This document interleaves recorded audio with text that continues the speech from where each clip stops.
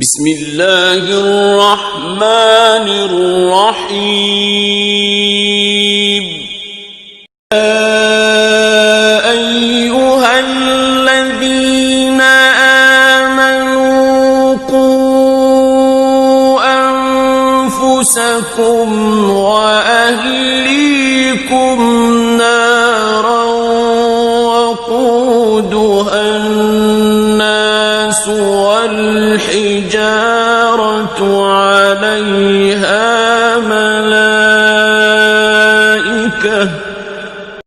عليها ملائكة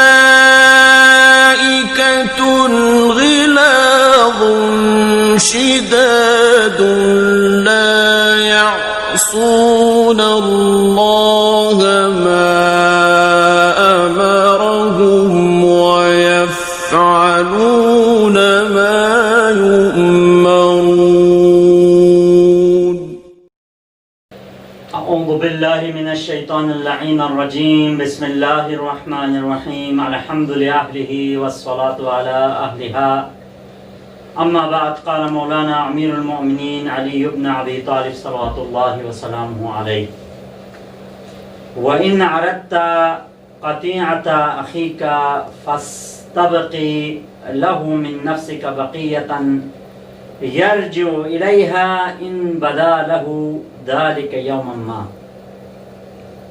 وَمَنْ ظَنَّ بِكَ خَيْرًا فَصَدِّقْ ظَنَّهُ وَلَا تُضِيعَنَّ حَقَّ أَخِيكَ اتِّكَالًا عَلَى مَا بَيْنَكَ وَبَيْنَهُ، فَإِنَّهُ لَيْسَ لَكَ بِأَخٍ مَنْ أَضَعْتَ حَقَّهُ، وَلَا يَكُنْ أَهْلُكَ أَشْقَى الْخَلْقِ بِكَ،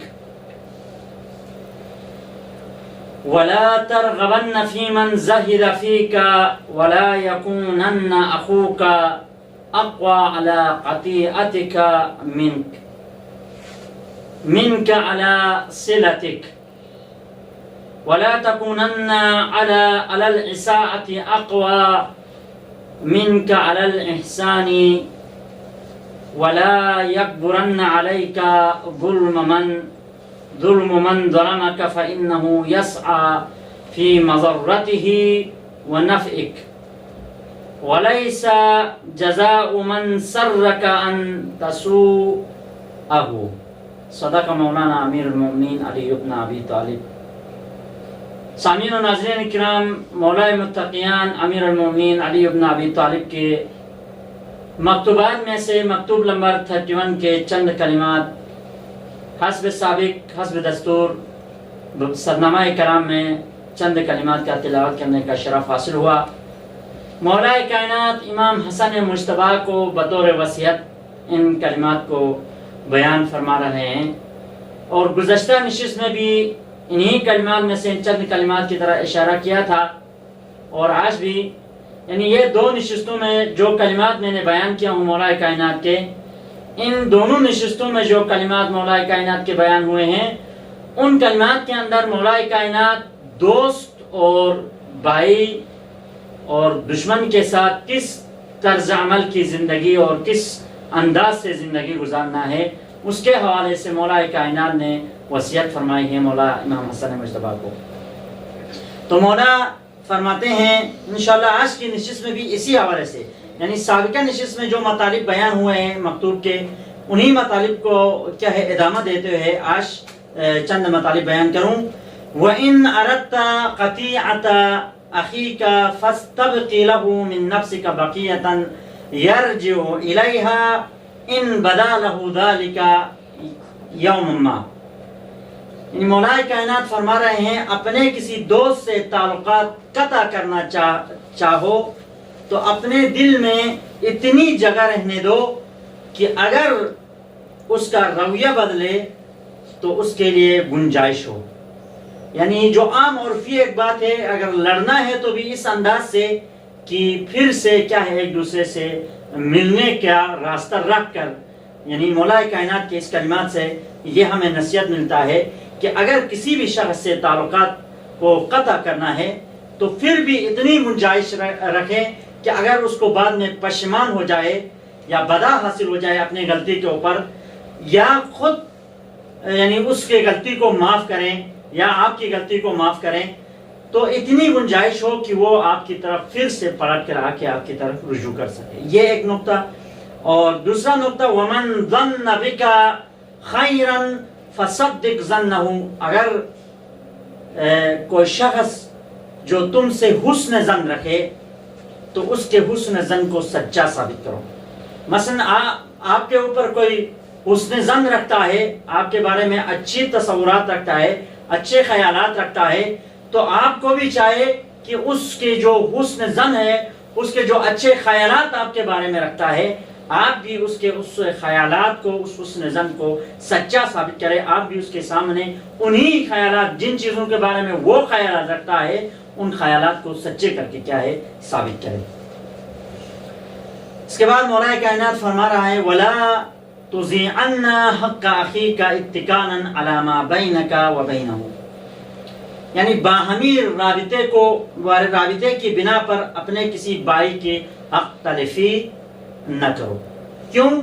فَإِنَّهُ لَيْسَ لَكَ بِأَخٍ مَنْ أَضَعْتَ حَقَّهُ، یعنی کیونکہ پھر وہ بھائی کہاں رہا جس کا حق تم تلف کرو گے. یعنی اگر آپ اپنے بھائی کا، اگر مومن بھائی کا، اپنے دوست کا، اپنے قریبی بھائی کا یا خونی بھائی کا ہو یا مذہبی بھائی کا آپ اگر حق طلب کرو گے، پھر حق طلب کرنے کے بعد پھر وہ بھائی ہی نہیں رہے گا. یعنی بھائی کو برقرار، یہ علقۂ بھائی کا جو رشتہ ہے، اس رشتہ کو برقرار رکھنے کے لیے کیا کرنا چاہیے؟ ایک دوسرے کے حقوق کو تلف نہیں کرنا چاہیے. اس کے بعد مولا کائنات فرماتا ہے وَلَا يَكُنْ أَهْلُكَ أَشْقَى الْخَلْقِ بِكَ، یہ نہیں ہونا چاہیے کہ تمہارے گھر والے تمہارے ہاتھوں دنیا جہاں میں سب سے زیادہ بدبخت ہو جائے. یعنی یہ ہمارے لیے نصیحت ہے کہ ہماری وجہ سے، ہماری غلطیوں کی وجہ سے، یعنی ہمارے گھر والے دنیا جہاں میں کیا ہے بدبخت تصور کیا جائے. یعنی میری غلطی کی وجہ سے، اگر میں غلطی کروں، میری غلطی کا سبب، میری غلطی کی وجہ سے میرے گھر والوں کو، میرے خاندان والوں کو کیا ہے بھگتنا پڑے، اور لوگ معاشرہ والے تصور کرے کہ آپ کی وجہ سے گھر والوں کو، آپ کے گھر والوں کو بدبخت ترین لوگوں میں تصور کیا جائے. ایسا نہیں ہونے چاہیے. یعنی اپنے آپ کو اس نہج پر رہے کہ آپ کی بھی عزت بچے اور آپ کے گھر والوں کی بھی کیا ہے عزت سلامت رہے.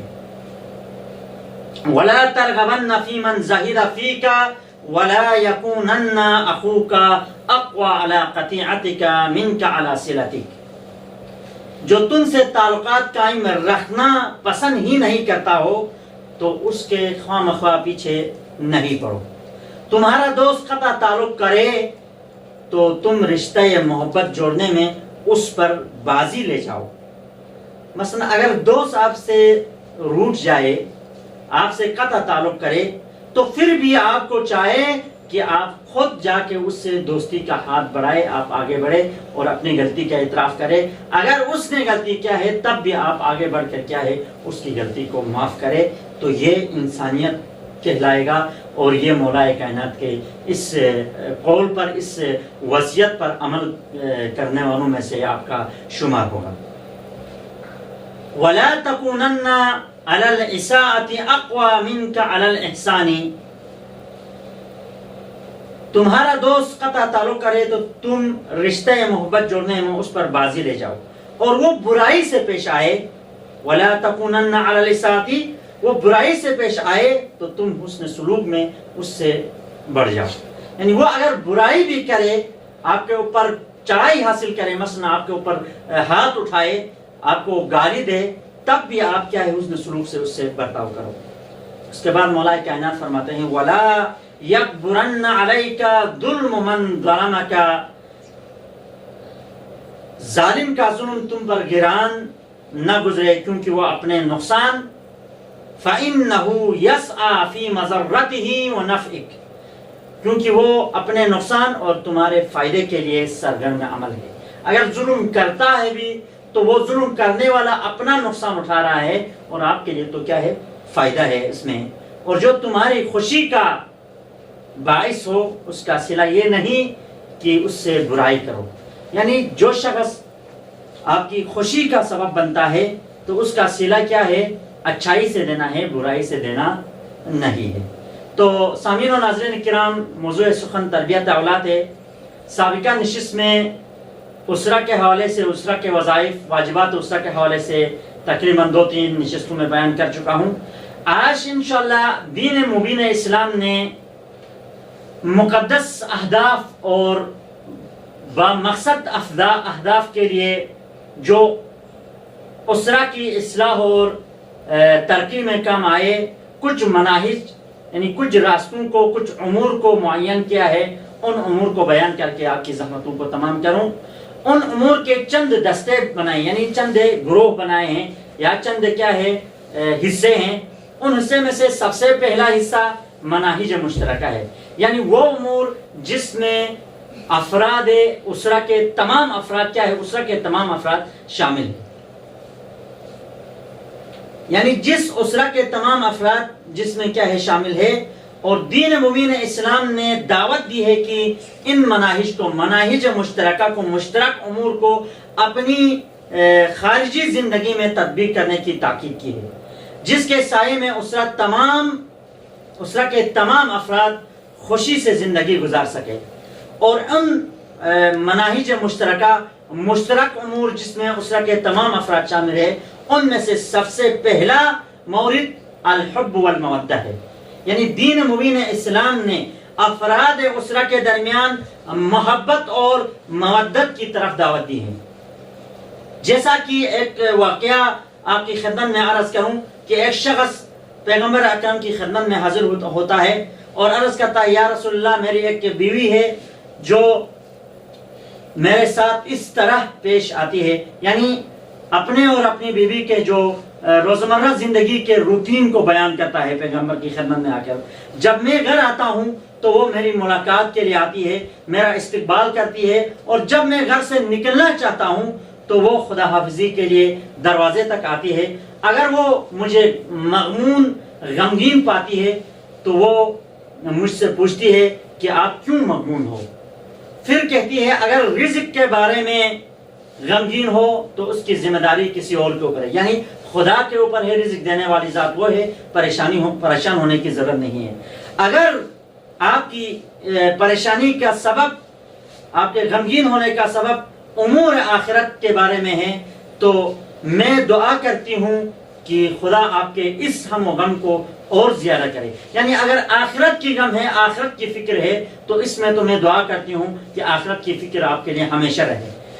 تو جب یہ بیان کرتا ہے وہ اپنی بیوی کے جو روزمرہ اپنے آپس کی زندگی میں جس طرح پیش آتے ہیں میاں بیوی، اپنی بیوی کے اس حالات کو بیان کرتا ہے تو پیغمبر اکرم رحمت للعالمین اپنے جگہ سے کھڑا ہوتا ہے اور تعجب کا اظہار کرتے ہوئے ارشاد فرماتا ہے، بشرها بالجنتی وقل لها انکی عاملۃ من عمال اللہ.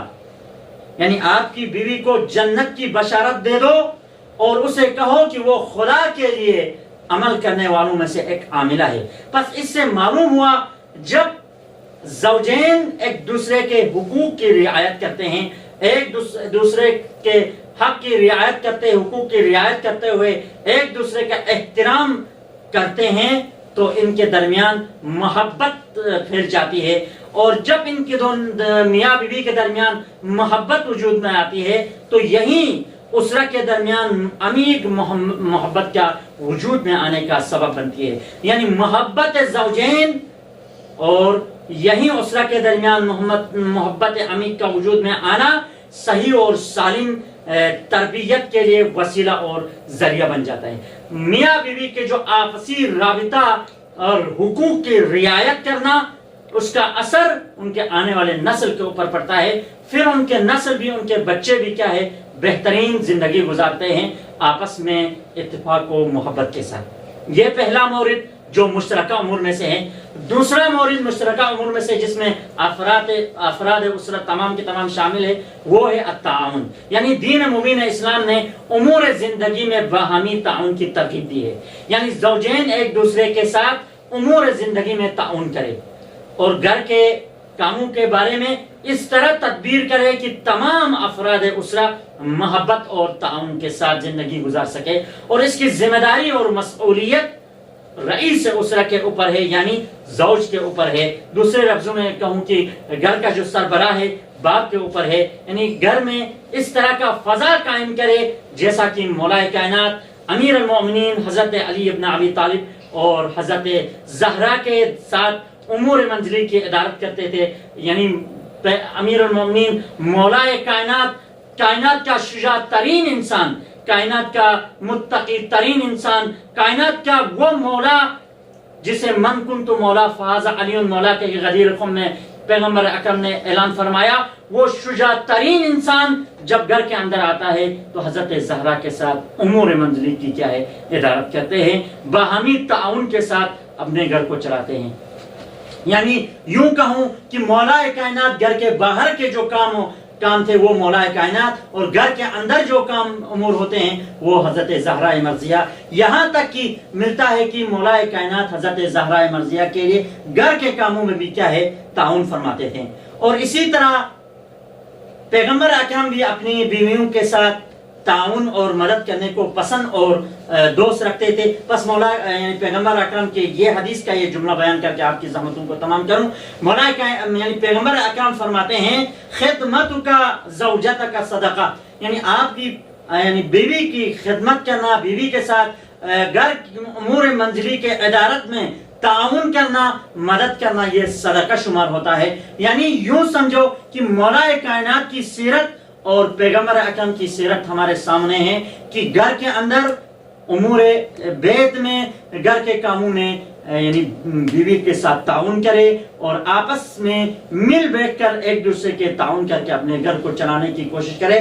اس سے یہ فائدہ ہوگا جب آپ کے بچے دیکھیں گے کہ ہمارے ماں باپ آپس میں جو بھی کام ہوتا ہے اس کام میں ایک دوسرے کے ساتھ تعاون کرتے ہیں، ایک دوسرے کے ساتھ محبت سے پیش آتے ہیں، تو یہ ایک فضا قائم ہوتی ہے اور یہ ایک سبب بنتا ہے کہ آپ کے بچوں کے اندر بھی یہ بہترین اثرات مرتب ہوں گے، اور جب یہ خود ایک منزل پر پہنچتے ہیں اپنا گھر بنانے اور اپنے گھر بسانے کے اس منزلت پر پہنچتے ہیں تو وہ بھی اسی سیرت کو برقرار رکھتے ہوئے، اپنے والدین کی سیرت پر چلتے ہوئے بہترین ایک معاشرہ تشکیل دے پائیں گے۔ بس یہیں پر اکتفا کرتے ہیں۔ انشاءاللہ آنے والی نشست میں تیسرا مورد جو امور مشترکہ میں سے ہے، افراد اسرہ کے درمیان جو مشترک امور ہے ان میں سے تیسرا مورد آنے والی نشست میں بیان کروں گا۔ بس دعا کرتا ہوں پروردگار ہمیں اپنے گھر والے اور اپنے اسرہ والوں کو حقیقی معنوں میں سیرت امیر المومنین اور سیرت پیغمبر اکرم اور سیرت حضرت زہرا پر چلنے کی توفیق عطا فرما۔